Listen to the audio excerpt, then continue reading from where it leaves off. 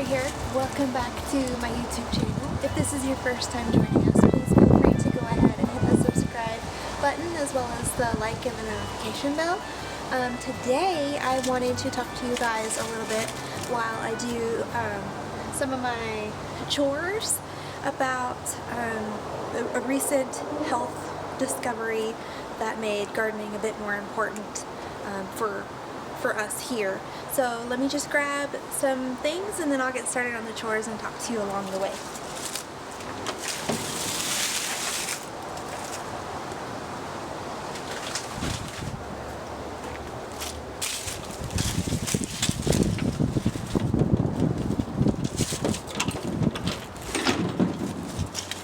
So what I actually have here is some blood meal. I'm going to be adding it to my broccoli and cauliflower and my cold weather leafy greens that I have growing over here, just to help give them a bit of a nitrogen boost. They're really heavy nitrogen feeders, so I want to make sure that I'm doing my best to give them all the nutrients they need.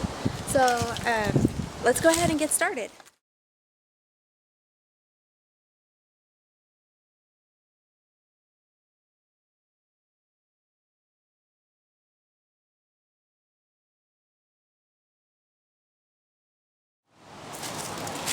Back in late September, early October, I got really sick, and I was in a lot of pain.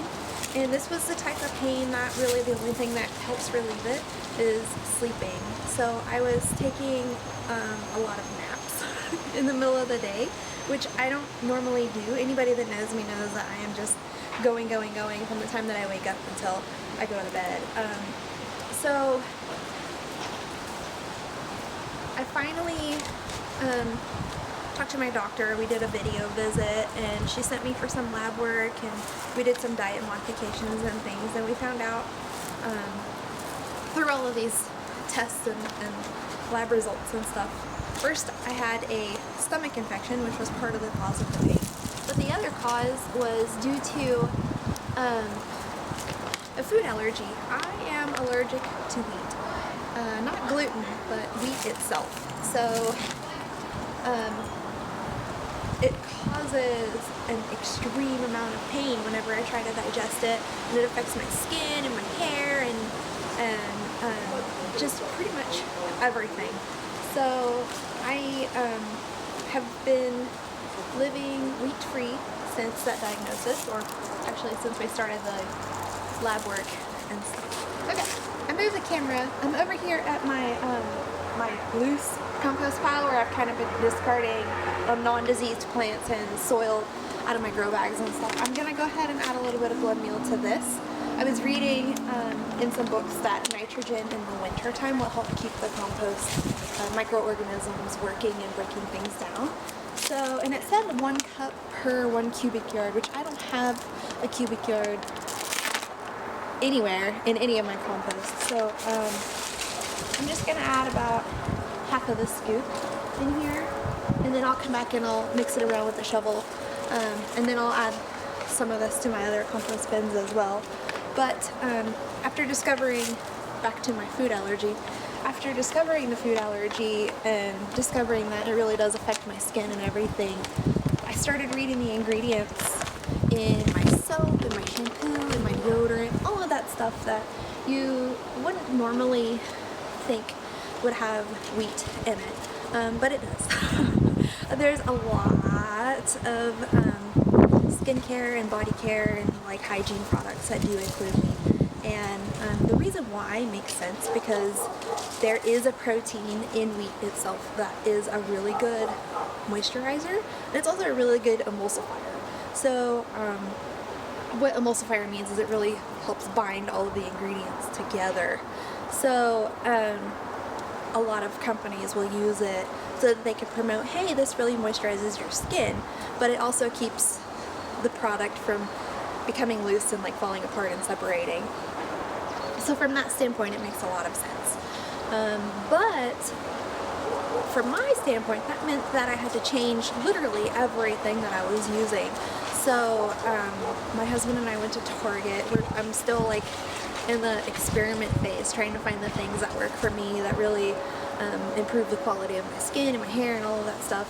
And we purchased a lot of things that they have there, and it cost quite a bit more money. You know, previously I was paying $35 for my shampoo or my conditioner, $6 for my soap, $3 for my deodorant, whatever it was, and it's marked up significantly. But the biggest surprise was deodorant. I'm still not quite certain why there's wheat in deodorant, but there is.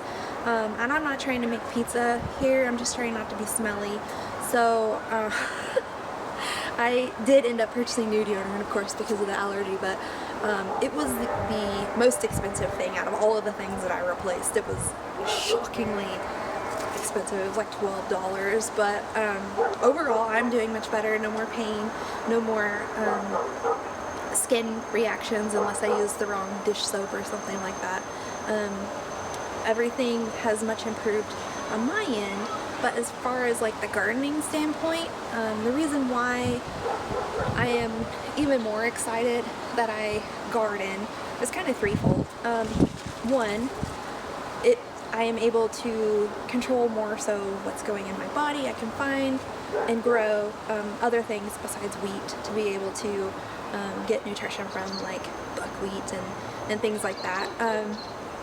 Two, eventually with my herbs and flowers and things, I would like to make my own skincare products, especially one day if we are keeping bees and things. I can use beeswax and honey and use goat's milk from goats and things, and really just create high quality natural things from entirely from my homestead.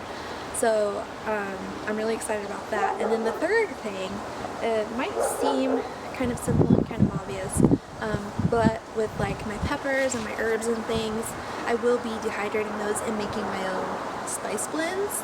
And you know, like chili powder, poultry seasoning, just your basic dried seasonings like oregano, basil, etc. I will be dehydrating my own, because especially with the spice blends, they will put wheat ingredients in there as a filler, anti-caking, or something like that, and I really just don't want to put that stuff in my body, especially, but anybody else in my family's body, so I'm going to be making those things on my own. So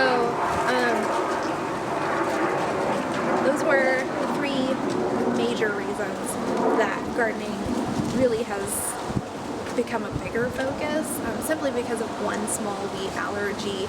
I encourage you that if you do have any allergies at all to any sort of food ingredients, to look into gardening or homesteading to see if that's something that might be good for you, so that you could create or find your own substitutes for things.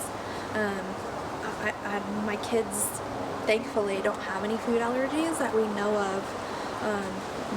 I'm the lucky one, I guess. So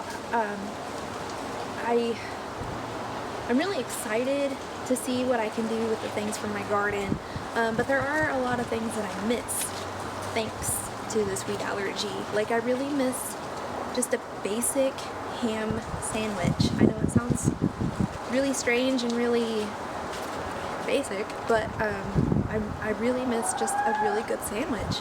So I'm trying to find the right recipe that does not include wheat, that is still a bread that has yeast and stuff, and it's been really tricky. I made some biscuits and things, and the texture isn't quite right. It's either too heavy and dense, or it's like really crumbly, almost like a Popeye's biscuit.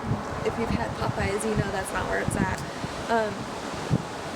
And of course pizza. I really miss like a really good pizza crust, and I buy a gluten-free one at Kroger, just out of the frozen section. Fridays are pizza days. The kids get DiGiorno and my husband doesn't eat any grains at all, so I get him like a cauliflower crust one that has almond flour and things, and then I just get a gluten-free one for me, and it's substantially more expensive than their DiGiorno pizzas. So I would like to learn how to make pizza dough from scratch that doesn't have wheat. I would like to obviously make bread, pie crust, cookies, cakes, baked goods, all of the things. I mean, obviously, yeah, there's already mixes in the store and I can do those things, but something about making it completely homemade just really appeals to me and really pleases me a lot more than like store-bought mixes. So if you guys know of any good recipes for homemade gluten-free or wheat-free, it doesn't have to be free of oats, but any wheat-free recipes, please share them below if you've tested them and you know that they're really good. I've gotten some things from Pinterest, but you know how Pinterest is, it's really overwhelming with so many things, and some are good and some are great and some are not. So yeah, just comment them below if you have any suggestions for things, for any recipes, any wheat-free skincare companies that I can look into. I had to completely go through all of my makeup, soap, shampoo, conditioner, everything. So if you know of a company that really promotes sustainability and doesn't use wheat in their stuff, comment them below too, and I will check them out, because like I said, I haven't found the right stuff for me just yet. I'm still kind of in that experimenting, searching place since this allergy is so new. But really, that's all I wanted to talk to you guys about today, was my allergy and why it's become more important for me with my garden and stuff. And the things that I'm struggling with, I really just want a sandwich, guys. I want some sourdough bread. It could be from watching all of the other homesteaders recently on Instagram and YouTube making so much sourdough bread, but I really just want sourdough bread with a sandwich, like a Reuben. I want a Reuben sandwich. So if you guys know of any great resources for those, please let me know. If you know of any cookbooks, any of that stuff, I would be so appreciative. But that's all I had for today. I know it's kind of short. I appreciate, I can't even speak English. I appreciate you guys hanging out with me today, talking to me about this funky, weird allergy that I have, and I will see you guys next time. I hope you guys have a wonderful holiday, whatever it is that you may celebrate, Yule, Christmas, whatever it might be. I hope it's wonderful for you. I hope you eat some fantastic food and you get everything that your heart desires. Thank you guys. Bye-bye.